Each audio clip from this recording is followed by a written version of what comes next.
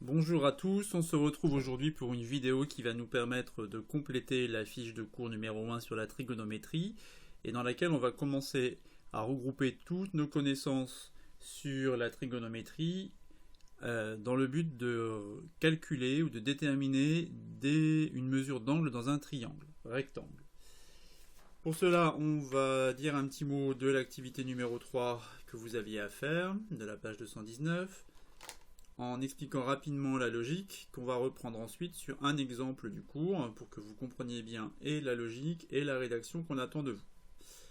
Alors, l'activité numéro 3 de la page 219, on vous donnait un triangle rectangle dont on connaissait les longueurs de deux côtés, 5 cm, 7 cm, rectangle en A pour le triangle ABC, et la question qui nous était posée, c'était de connaître la mesure de l'angle B. La logique va donc être toujours la suivante dans tous les exercices de trigonométrie que vous aurez à suivre.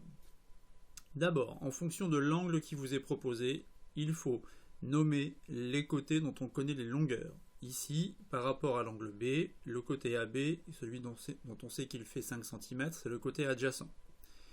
Et celui qui fait 7 cm, c'est le côté opposé. Une fois qu'on a identifié les deux côtés dont on connaît les longueurs, on va voir quelle est la formule que l'on va pouvoir créer à partir de ces deux côtés. On a un côté adjacent, côté opposé, opposé, adjacent. Il n'y a qu'une formule qui fait intervenir ces deux côtés, c'est la tangente.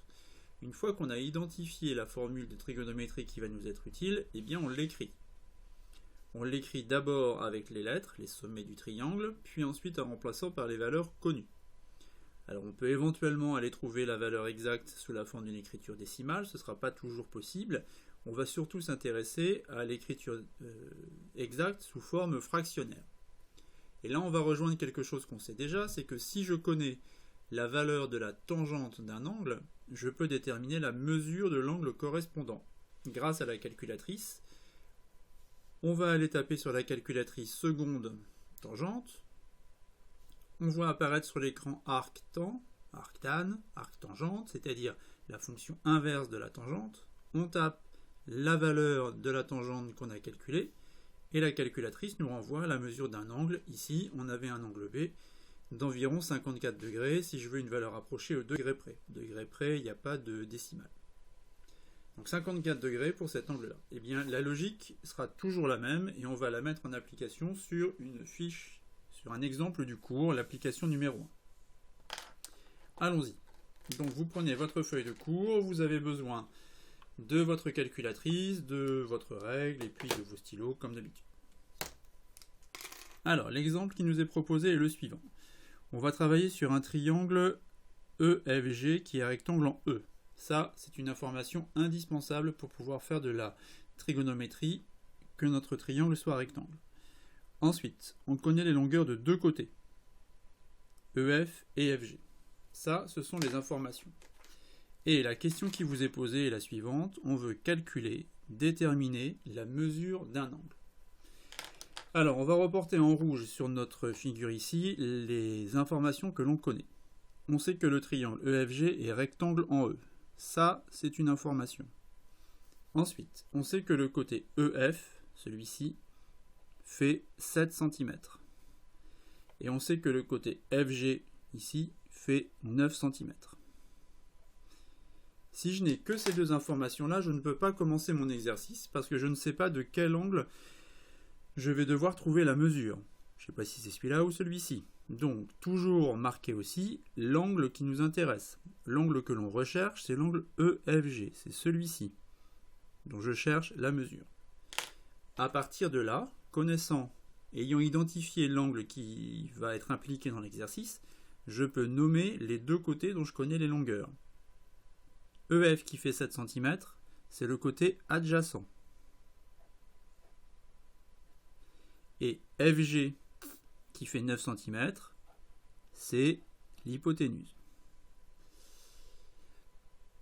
Une fois qu'on a nommé nos côtés, qu'on sait de quel côté on connaît les longueurs, eh bien on va aller chercher dans les formules de trigonométrie celle qui fait intervenir le côté adjacent et l'hypoténuse.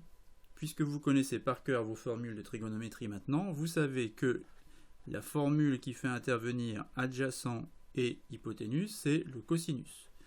Donc, on va s'intéresser au cosinus de l'angle EFG. Voilà, donc ça c'est un travail que vous devez faire avant de faire n'importe quelle rédaction sur un exercice concernant la trigonométrie, c'est-à-dire identifier les valeurs connues, chercher ce que vous devez calculer et en tirer la bonne formule, celle qui va vous être utile pour la suite de l'exercice. Alors maintenant, qu'est-ce qu'on attend de vous pour la rédaction? La rédaction, elle va se décliner en 4 étapes. Première étape, il faut rappeler que le triangle EFG est un triangle rectangle. Le triangle EFG est rectangle.